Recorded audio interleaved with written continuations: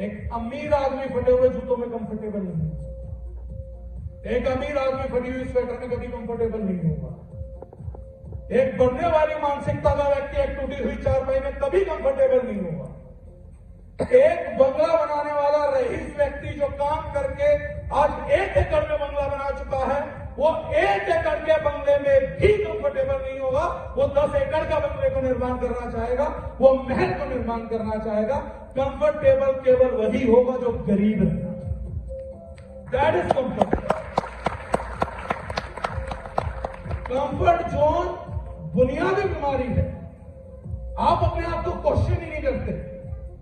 आप ये क्वेश्चन नहीं करते कि क्या सारी दुनिया टूटी चारपाई में सोती है, क्या सारी दुनिया फटे हुए जूते पहनती है, क्या सारी दुनिया उसी प्रकार से भुगत रही है जैसा मेरा परिवार भुगत रहा है। क्या आप अपने आप से ये क्वेश्चन करते हैं कि क्या सारी दुनिया को ऑर्गेनिक महंगा लगता है? क्या आप ये क्वेश्चन करते हैं कि क्या सारी दुनिया को BMW महंगी लगती है? क्या आपका यह सवाल खुद से जाता है कि क्या सारी दुनिया को हवाई जहाज का सफर महंगा लगता है?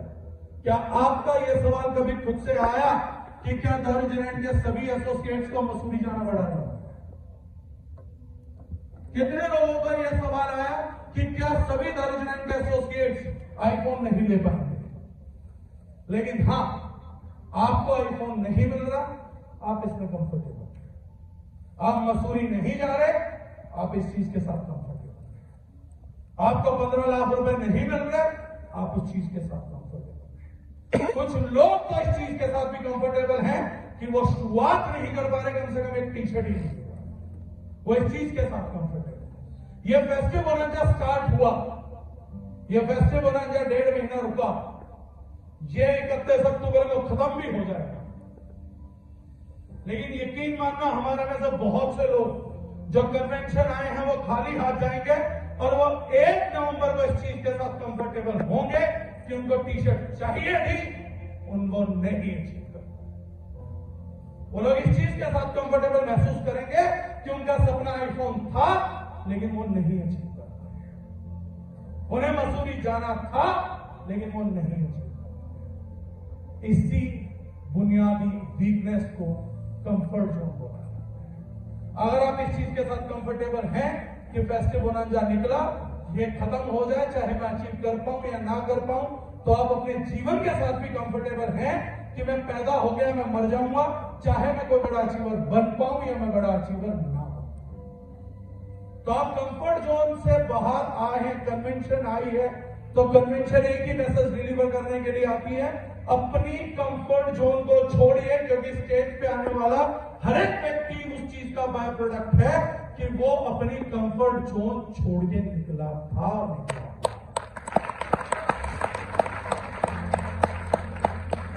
ये बात हमारे को समझनी पड़ेगी, ये समझ आएगी नहीं क्योंकि हमारा उस माहौल में विकास नहीं हुआ है कि हमारे को समझ आ जाए।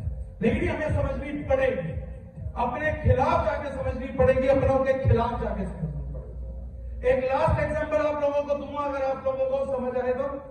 क्या सचिन तेंदुलकर एक महान क्रिकेटर थे? Yes sir. बहुत बड़े क्रिकेटर थे? Yes sir. इंडिया में एक बार सर्वे हुआ, मैं बताता हूं सचिन तेंदुलकर कितने महान क्रिकेटर थे। आप में से बहुत से लोगों ने उनका समय नहीं देखा होगा, विराट कोहली का समय देखा, लेकिन मैं सचिन तेंदुलकर के समय की एक वानगी प्रस्तुत करता हूं आप लोगों के सामने। सचिन तेंदुलकर के समय पे एक बार सर्वे हुआ कि इंडिया का नंबर 1 ब्रांड कौन है, क्या है? नंबर 1 ब्रांड कौन नहीं है, क्या है? उसमें थे लक्स, डव, ये सब कुछ, टाटा, सबसे बड़ा ब्रांड जानना था भारत का। और उस ब्रांड में मुझे आज तक याद है कि जो नंबर 2 पोजीशन थी वो जिसको मिली थी उसका नाम है लक्स साबुन। इंडिया का 2nd बिगेस्ट ब्रांड था और सारी दुनिया हैरान थी कि इंडिया का नंबर 1 ब्रांड जो था वो सचिन तेंदुलकर था।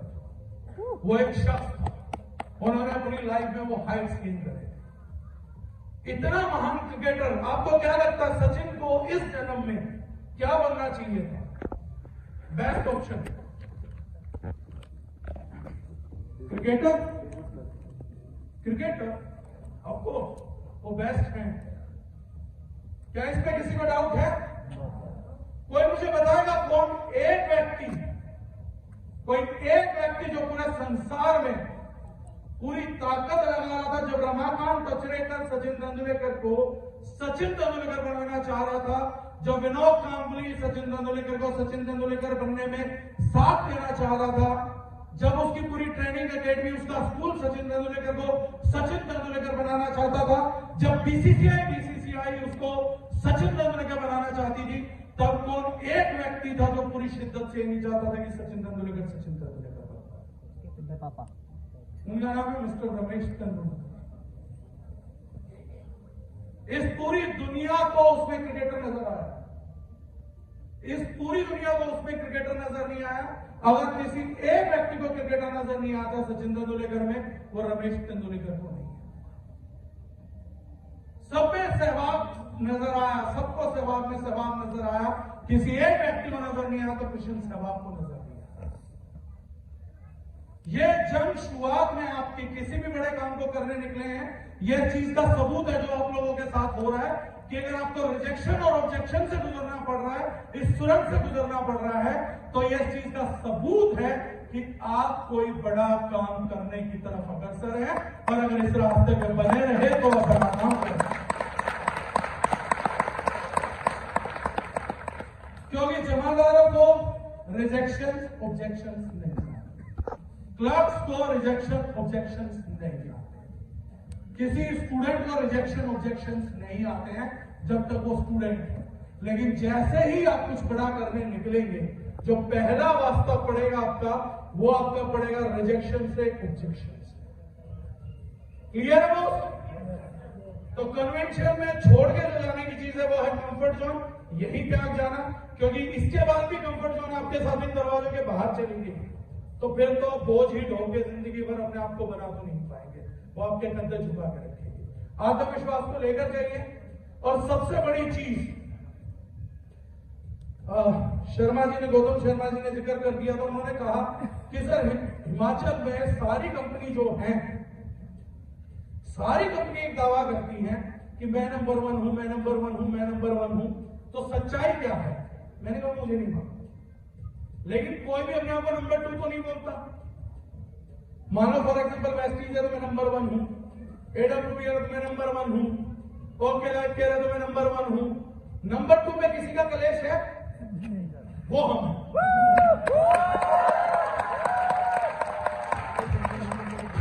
भाई, वहां किसी को कलेश नहीं है ना, तो कम से कम एडब्ल्यूपीएल वाले, वेस्टीज वालों का ऐसे बोल सकते हैं भाई हम नंबर 1 है, दार्जिलिंग नंबर 2 है, तुम कहीं भी हो।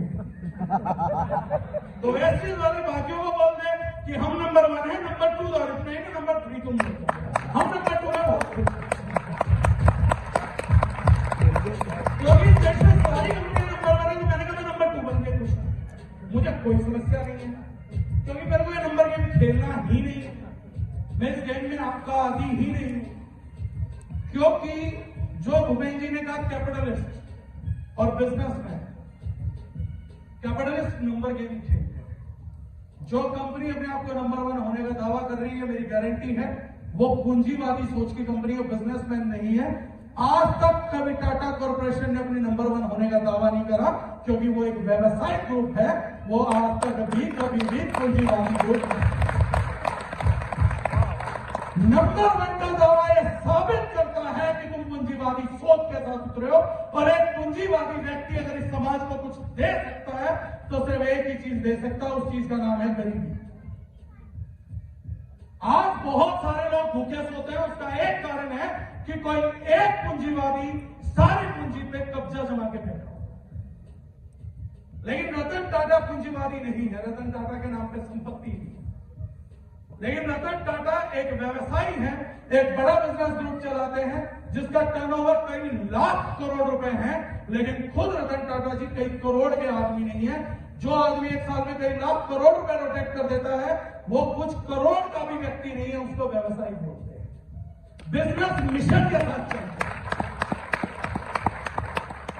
जब भूपेंद्र जी ने बोला कि ये भी लॉन्च कर देते हैं, वो भी लॉन्च कर देते हैं, बहुत सारी कंपनियां बाजार में हैं, हम ये भी बेचेंगे, वो भी बेचेंगे, आप ये भी ले सकते हैं, हमसे वो भी ले सकते हैं। सवाल ये है कि तुम क्या बेचना चाहते हो? आदमी क्या बेच सकता है, यह सवाल नहीं है। व्यक्ति तो अपना जमीन भी बेच सकता है, क्या तुम बेचने को तैयार हो? आप क्या बेचना चाहते हैं, आप किस चीज का व्यवसाय करना चाहते हैं, यह चीज मैटर करेगी कि आप पूंजीवादी हैं या जो है व्यवसायी हैं। और एक पूंजीवादी कंपनी करोड़ों लोगों कमाने तक इंतजार नहीं करती, अपना टारगेट पूरा करती है और मार्केट से निकलती। लोगों की गलती यह है कि वो पूंजीवादियों के साथ काम करते और फिर बोलते हैं सब कंपनी भागते, कंपनियां नहीं भागती, पूंजीवादी भागते हैं। व्यवसाय कंपनियां टिकती है, व्यवसाय कंपनी आपका व्यवसाय बिल्ड करने आई है, वो आपका बिजनेस बिल्ड करने के लिए आए हैं। हमने ये भी क्यों नहीं बेचा। मुझे भी बड़ा अच्छा एग्जांपल मिला, एक बंदे ने कहा हमारी कंपनी तो ये भी बेचती है, वो भी बेचती है, जैसे ट्रेन की जनरल बोगी है, जो ट्रेन में फर्स्ट क्लास एसी भी है, थर्ड एसी भी है, सेकंड एसी भी है, सभी रेंज के प्रोडक्ट होने चाहिए क्योंकि हर किसी का ग्राहक है। तो मैंने कहा भाई एग्जाम्पल कर, सही एग्जाम्पल मैं देता हूं। तो मैंने कहा तूने क्या करा, टिकट से कंपेयर कर दिया प्रोडक्ट को कि भाई थर्ड एसी की टिकट ले लो, सेकंड एसी की टिकट ले लो। मैंने कहा थर्ड एसी सेकंड एसी में सुविधाओं का अंतर होता है, लेकिन तुम क्या कर रहे हो मैं बताता हूं। तुम बोल रहे हो जनरल एसी वाले लोगों को खाना देंगे हम, लेकिन उसमें जहर डालेंगे। थर्ड एसी वालों को में जहर डालेंगे लेकिन थोड़ा कम, सेकंड एसी वालों में जहर डालेंगे थोड़ा कम, फर्स्ट एसी वालों को जहर मुक्त देंगे। तो मैंने कहा भाई साहब ये सुविधाएं नहीं बढ़ रही, इंसानों को मारा जाएगा। जब ये ट्रेन मंजिल पे पहुंचेगी तो जनरल वाले तो बेचारे सारे खत्म, थर्ड एसी वाले उल्टी कर करके पागल हो चुके हैं, सेकंड एसी वालों के चेहरे पीले पड़े हैं। सिर्फ ये ट्रेन रुकेगी मंजिल पे और लोग तालियां मारेंगे, वाह फर्स्ट क्लास एसी से 40 लोग आ रहे हैं, बाकी पीछे लाशें तो देखो ना कितने बेचारे, ये पूरी ट्रेन लाशों की पड़ी पड़ी है। ये कंपनियां प्रोडक्ट दे रही हैं, इनसे पूछो तो ये देखें, जो भूपेंद्र जी ने कहा आने वाले सब कहेंगे हम भी केमिकल फ्री, तो इनसे पूछो पहले तो केमिकल बताओ क्या क्या होता है, चलो स्टार्ट हो। तो वो हमें नहीं पता, वो तो तुम्हें दारूजनाइन वालों ने बता रखा हो, वो तो हमें तो बता रखा, तुमने भी तो कुछ सोचा होगा। तो भूपेंद्र जी वाले सोचे कि डागर जी की एक लाइन सुनी तो उसमें एक सुना था पैरागन, वो नहीं तो वही लिख दिया। आदि नेटवर्क मार्केटिंग कंपनी में देखता हूं उसका लीडर है सर अब तो हम भी केमिकल फ्री हो गए हैं। मैंने कहा तुम्हारी अंग्रेजी भी कमजोर है तुम्हारे ज्ञान की तरह, तुम फ्री केमिकल हो गए, तुम्हारा फ्री इधर है ना कि इधर है, तुम फ्री में केमिकल बांटे जा रहे हो, केमिकल फ्री नहीं बांट रहे हो। तो मैंने तुम्हारी अंग्रेजी भी तुम्हारी केमिस्ट्री की तरह कमजोर है। तो मैंने उस बंदे से पूछा, मैंने कहा क्या क्या तुम्हारा केमिकल फ्री है, तो पहली चीज तो हमें केमिकल ही नहीं पता। दूसरी चीज उनसे पूछो, बोला देखो जिसे केमिकल फ्री लेना होगा ये ले लेगा, जिसे केमिकल लेना होगा ये ले लेगा। केले बेच रहे हो, ये 12 रुपए दर्जन, ये 20 रुपए दर्जन, ये 25 रुपए दर्जन। केलों की दुकान में छोटे व्यापारी ये काम करते हैं। एक केले वाले की जरूरत है कि वो सब कुछ बेचता है, एक व्यापारी की जरूरत नहीं है वो सब कुछ नहीं बेचता।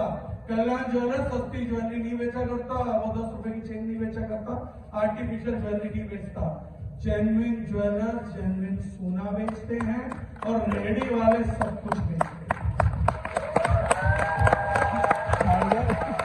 एक मूवी आई थी कंपनीज की तुलना में उससे करूंगा, हो गया मेरा एक मूवी आई थी इनकी तुलना में उससे करूंगा, जाते जाते उसमें औरत मर गई तो एक आदमी दुख जाहिर करने आया, तो बोला तू दुखी मत हो। बोले क्यों? बोला ये मरने वाली सिर्फ तेरी बीवी नहीं, मेरी बीवी, इसकी बीवी, ये पूरे गांव की बीवी थी, तो हम सबको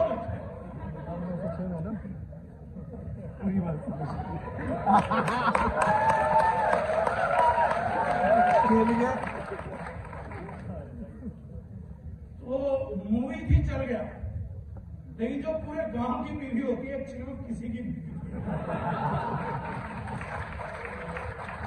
तो एक्चुअली में जो सबके प्रोडक्ट बेच रहा है किसी के प्रोडक्ट नहीं बेच रहा है, वो तो सिर्फ अपना पैसा बना है।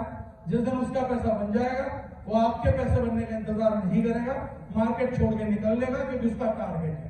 वो कुछ करने आया होता तो रुकता, वो तो अपने टारगेट पूरा करने आया है, टारगेट पूरा करेगा और निकलेगा। तो बाकी की टेक्निकल प्रेजेंटेशन जो है अंकुश जी दे देंगे। बाकी एक छोटा सा सेगमेंट का सर है, 2 लैब रिपोर्ट भूपेंद्र जी ने और कहा था, 2 हमने और करा ली है, एक बार वो और दिखा देते हैं। हो साथ 2 मिनट और लगेंगे